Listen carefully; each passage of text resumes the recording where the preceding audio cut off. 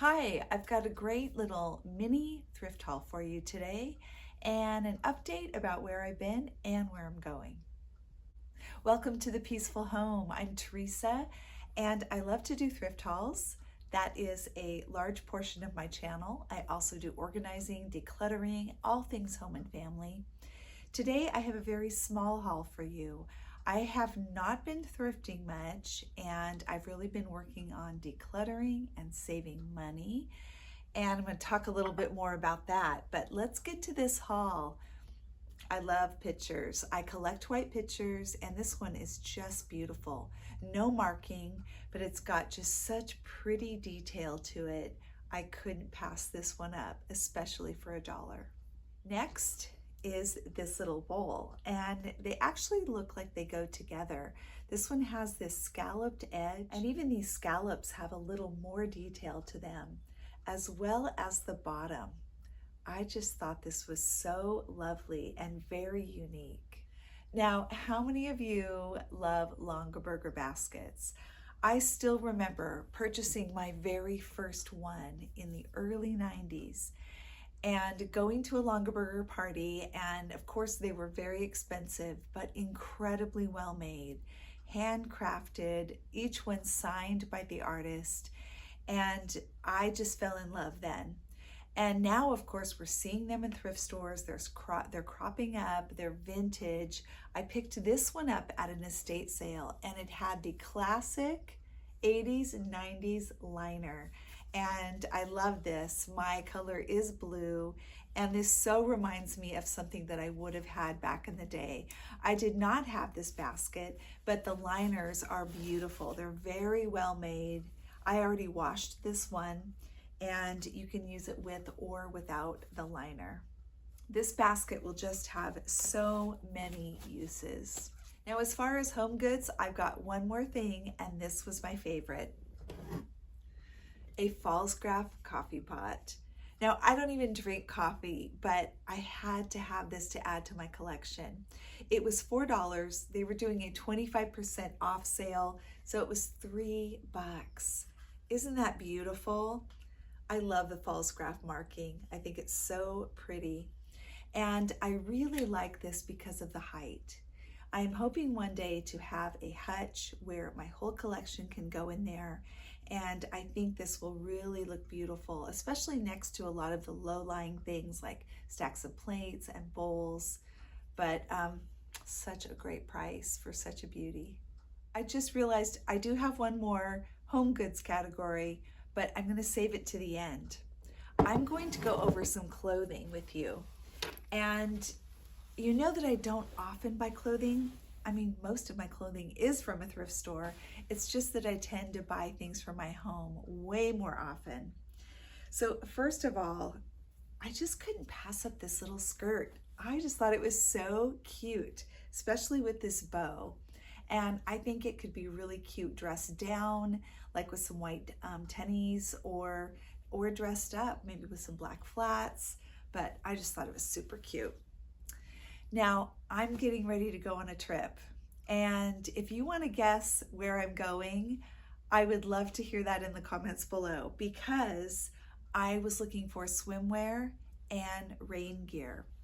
I found this swimsuit, and I loved it. Loved the color, loved the neckline and the back. It was a little big, but I brought it home, and I just took in the seams on the side, and that did the trick. And so now it fits perfectly, and I'm very excited to wear this where I'm going. By the way, we are leaving in 2 days. So actually, by the time this video airs, I probably will already be on my way. I also found these brand new Eddie Bauer they're not swim shorts, it's a swim skirt. And I just love the quality of Eddie Bauer. These have the lining inside of shorts, and so they can be worn for swimming, just for active wear. I'll be doing a lot of hiking where I'm going. So this is going to be a great combo for swimming. I found another really cozy pair of shorts. I haven't seen a pair like this, but these will be great for sleeping and just lounging around. As it was getting closer to our trip, I was getting pretty desperate to find some kind of rain jacket. And the pickings were slim. Let me tell you, I think it's because it's summer. And so a lot of the jackets and coats were just gone completely. I asked around and a lot of people just said, no, we don't even have our jackets out right now. But I ended up finding this vintage raincoat. I normally don't even buy yellow, but again, I was desperate, but I thought it was so cute. My daughter said I'll look like Doris Day, which I'll take it. Look at this label. You can tell it's vintage, rainbow sportswear. And of course in the back, just unzip and out comes the hood. So this is gonna come in really handy. Now the last thing that is not clothing, but it is a textile, is this beautiful blanket. Now, I haven't seen a blanket like this with the 4th of July colors, and I'm planning on putting it outside in the summers. We probably won't be using it because it gets ridiculously hot here, but I bought it for the color. I bought it for the texture, for the fringe. It's just adorable, and I think it's going to be really great on the front porch. So just to give you a quick life update, this is my first video in 6 weeks, and I've just had a lot going on, and sometimes that's the way it is, and YouTube has to kind of take a back seat.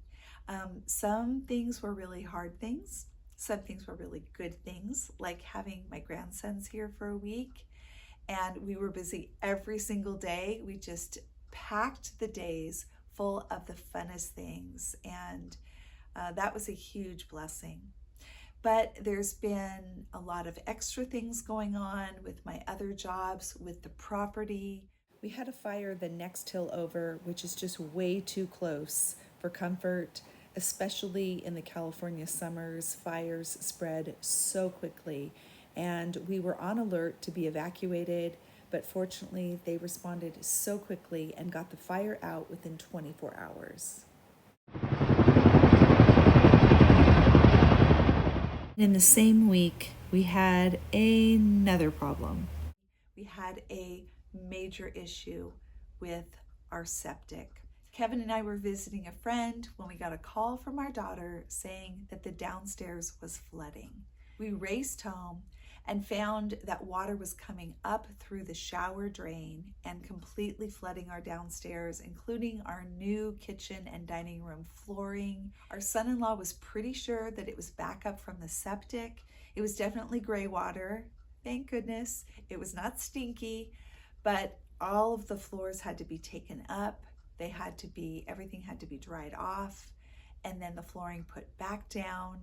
And so our wonderful son-in-law did all of that work. It was quite a chore. We had to have someone come out to take a look and figure out what the issue was. We thought it was going to simply be an issue of maybe having the septic tank pumped. Well, he said, no, it's the leach lines, completely shot, and we need to redo them. What we decided to do instead was a leach pit, which I've never even heard of, but I guess it's an alternative to leach lines. So you dig a very, very deep hole. This hole was probably 30 feet deep, and we live on almost solid granite, so this was quite a job to get through all of this and dig that deep. And then all of this large rock, this cobble goes down, and they do other things. I won't go into all the details, but they were digging for the septic tank just to check the lines going out from there, only to discover we do not have one. Apparently, someone had DIY'd like these septic rings that go back to the 1800s.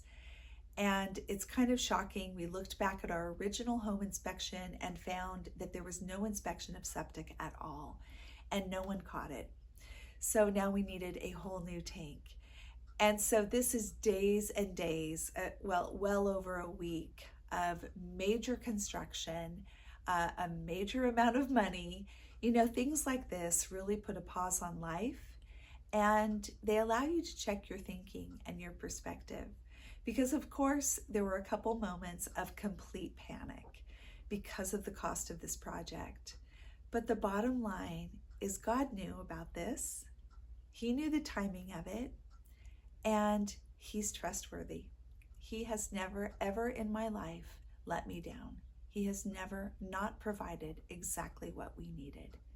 Now, there's been plenty of times when He hasn't given me what I wanted, but always what I've needed. The other thing interesting about the timing is that my husband and I are taking a sabbatical for the month of July. And we planned this trip for 2 weeks. But if this had happened just a few weeks prior, we would not be going on this trip. But it was planned, it was paid for, and there's nothing we can do now but go for it and go on vacation. So just trusting that that's what the Lord had in store the whole time, and He's going to take care of everything else. So we are really looking forward to this trip. Do you want to know where we're going? We are going to Costa Rica.